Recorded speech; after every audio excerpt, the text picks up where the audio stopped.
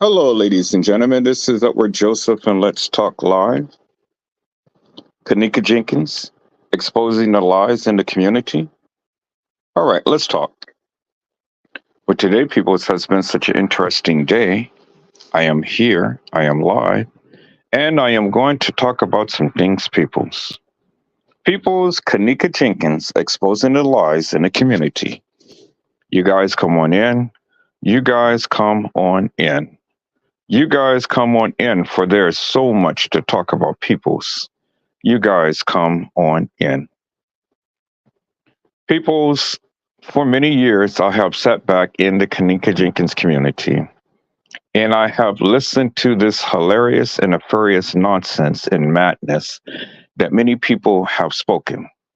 Many people have taken the video footage and many people have taken pictures and screenshots and things, and many people have manipulated the information and they have put it out there and they have literally made money.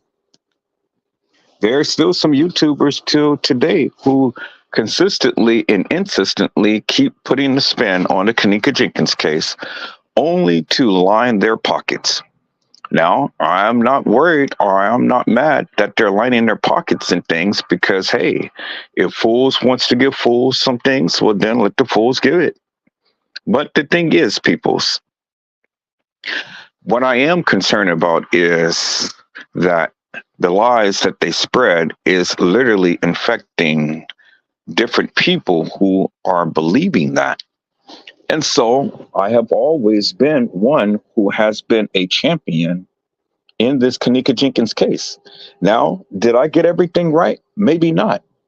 But at least I have consistently and insistently kept searching, kept seeking, and kept trying to find because we all are endeavoring to know the truth and to seek out the truth and things and to really know what happened to this girl.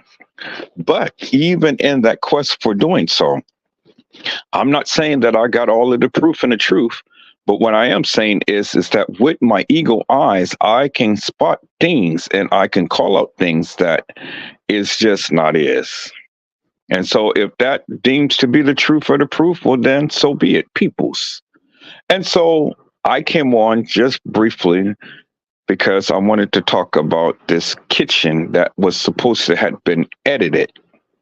Peoples, we have heard a YouTuber and many YouTubers who have claimed that the kitchen that the supposed Kenneka Jenkins had been in was edited.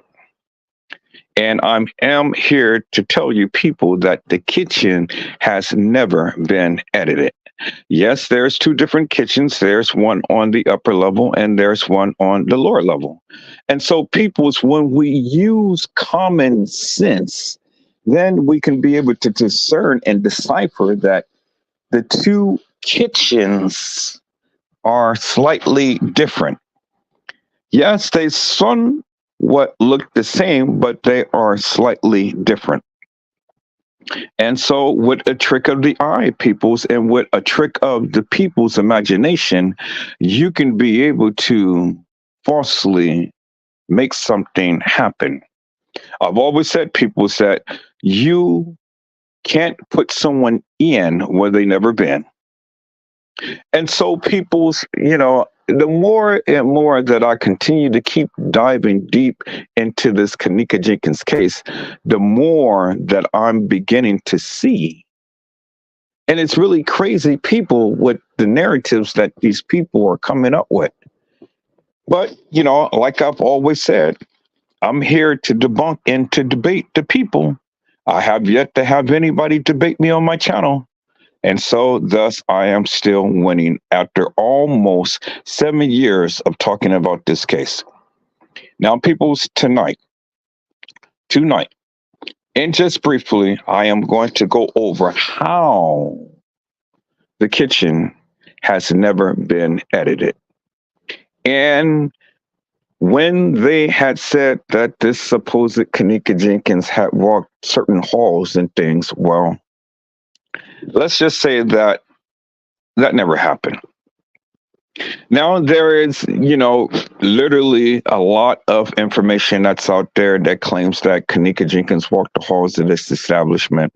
This girl was really hooshed up on some type of drugs or medication or, different things. Everybody has their different narratives as to what was supposed to be in this young lady's system. Well, then my question is simply this: how did she get into the halls in the first place? When did she have the opportunity to get into the halls in the first place? And who had the opportunity to take her out? Because as I stated before, peoples, there was a man who was in Kenneka Jenkins' phone. There was a man whose number was in Kenneka Jenkins' phone. And so is this why Teresa Martin and Lenore Harris did not want to give up Kenneka Jenkins' phone? Because it would have painted a raw and stark picture of Kenneka Jenkins. Well, see, people, it's me and my friend Brazy had covered this some years ago, but yet we didn't really expound on it in great detail because the community wasn't ready for it.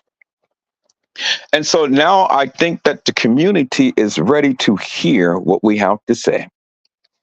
Now, peoples, with all of your different narratives, with all of your different folklores and everything like that, I am here to say, peoples, whatever you say or whatever you think or whatever you do, you have to include this man into the mantra, because there is no way that you can talk about this Kenneka Jenkins case and not mention him. Because it was Lenore Harris who was the one who had mentioned him and had literally, unequivocally, and undeniably told the police to look at him. He is a major suspect in this case, peoples. No matter how you try to look at it, he is a major suspect in this case. And it has been stated in the case files that he was there at the time to when this so-called party was going on. Now, was Kenneka Jenkins going to go and get a little dip? She wasn't as saddened about her boyfriend being in jail as many proclaim. It seems like Kenneka wanted to get her little rocks off and make a little money on the side. Well, how else could you explain why this guy was here at the same time when she came up missing? Now, are we looking at this thing a little differently, peoples? Because remember, in the case files, it says number 3 and 4. Number 3 and 4 was the unidentified people who were at the establishment. But one of them, their phone numbers had led back to them, and it was in Kenneka Jenkins' phone.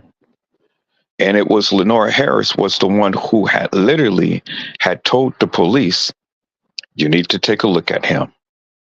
Why is that? And then let me leave this with you peoples.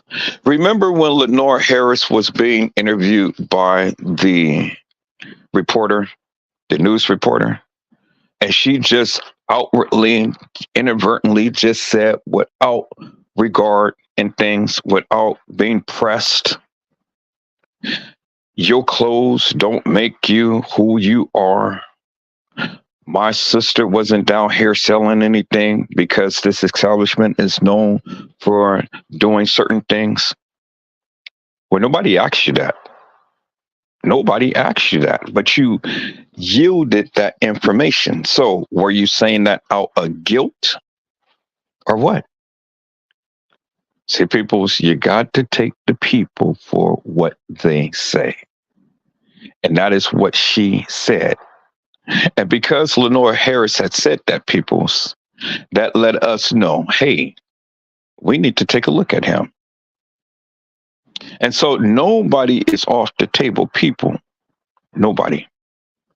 But whatever you say in this case, you must include him because he is much a part of this case.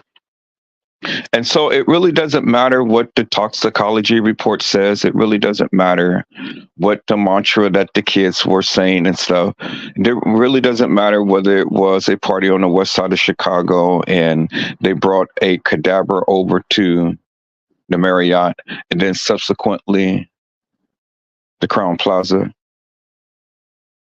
which really doesn't make no sense to me, peoples. But okay, I'll let you have it. The bottom line is this, peoples. The video footage that was in the kitchen was never edited. That was never edited, peoples. And I have proof to the truth. And see, peoples, if you ever do some real homework, dive in deep, hard, and heavy, because it really tells you the truth to your so-called proof. And so I am Edward Joseph Peoples, and I approve this message. My only goal, claim, and fame is to really find out what happened to Kenneka. Because when we look at it, Peoples, and when we try to walk down this certain timeline that they gave, you got to understand that all of this couldn't have happened within a couple of hours of time. And so it makes you reassess things because, see, the more that you say, the more that has to be. And if it ain't the way that you're thinking, but then you need to come again. Is that all right, peoples? I'll be on tonight. And then we'll take a second look at this again, peoples. And we will compare these narratives, these fictitious, hilarious, and nefarious narratives that these people have been putting out there forever and a day. Now, Slow, T Slow, Jig the Pig, and Custom the Clown. Well, you're invited too, my friends. You are invited too to Edward Joseph Let's Talk Live, where we sit down and we analyze this Kenneka Jenkins case. Now, I hope that the things that I'm doing doesn't put a tailspin in that of what you are thinking, because I tell you, wow, you guys are really something. You guys are really something, peoples. I really tell you, peoples, man, the way that you guys are acting is just foolish. I'm giving you attention for a reason, and I'm trying to help you grow your channel. And it really doesn't matter what your little people say, because, they're little minuscules to me. They're little minions and things. So they can stay their little tails over there on your channel and watch that madness. But I tell you one thing, the videos, the infomercials that I put out, it is getting rave reviews. Rave reviews. And I'm going to keep pumping them out because, again, if your narrative don't make no sense, well, let's just say you got to rework it. Got to rework it. It's got to make sense.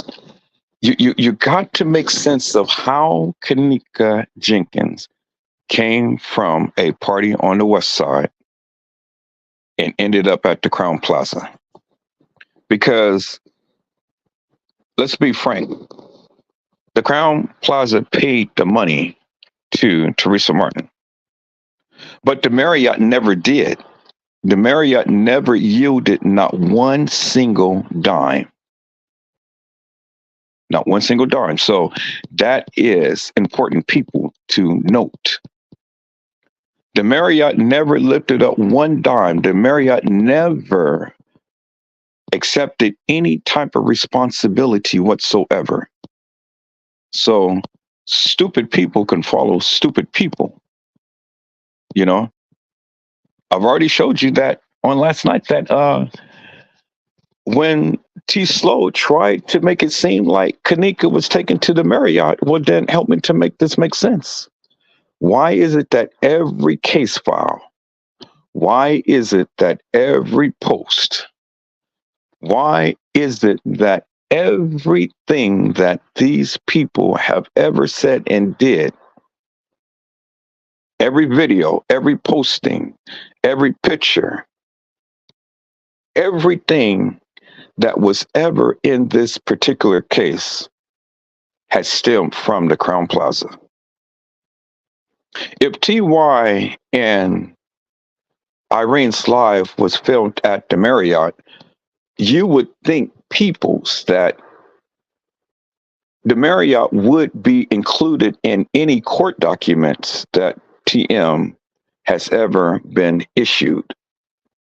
You would think that TM and the people would have mentioned the Marriott, but they never did. You would think that Jeffrey Feiger and the other attorney that was in this particular case would have ever mentioned the Marriott, but guess what? They never did. The Marriott has never, ever been mentioned in this case files, peoples, to have any significance whatsoever. So I just wanted to leave that little tidbit to all of the little stupid people out there. You know, sometimes, people, it's good to have a brain.